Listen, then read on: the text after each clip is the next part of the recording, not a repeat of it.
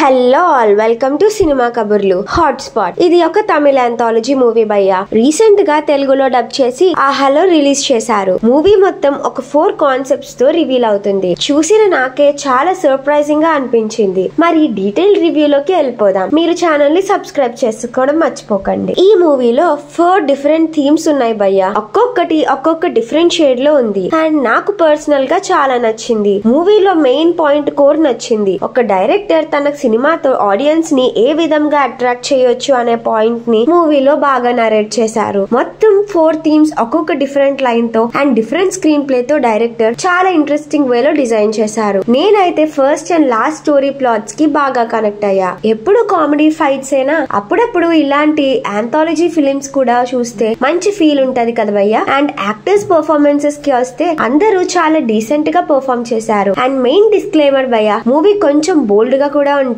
మూవీలో మ్యూజిక్ కూడా డీసెంట్ గా ఉంది. మూవీలో నెగిటివ్ మార్క్ ఏమైనా ఉందా అంటే మూవీలో కొన్ని అన్వాంటెడ్ సీన్స్ ఉన్నాయి. అవి ట్రిమ్ చేసేస్తే బాగుండు. మెయిన్ గా సెకండ్ అండ్ థర్డ్ స్టోరీస్ లో డ్రామా కూడా కొంచెం ఓవర్ ద టాప్ ఉన్నాయి. అయినా సరే పాయింట్ ని నరేట్ చేయడంలో డైరెక్టర్ సక్సెస్ అయ్యారు. అండ్ డైరెక్టర్ గారు కోర్ పాయింట్స్ ని అన్ని కలిపి లాస్ట్ లో ఇంకో చిన్న సర్ప్రైజ్ ని కూడా పెట్టుకున్నారు. అది కూడా వర్కౌట్ అయింది. సో ఇలాంటి రిథమ్స్ తీస్తున్నప్పుడు ఆడియన్స్ ని ఫుల్ గా క్యాప్టివేట్ చేయాలి కదా. అందుకే ఆ అన్వాంటెడ్ సీన్స్ లేకపోతే ఇంకా బాగుండు అనిపించింది. ఓవరాల్ గా అయితే బాగుంది. మీకు కూడా ఇలాంటి డిఫరెంట్ కాన్సెప్చువల్ మూవీస్ నచ్చితే ఈ మూవీని చూసేయండి.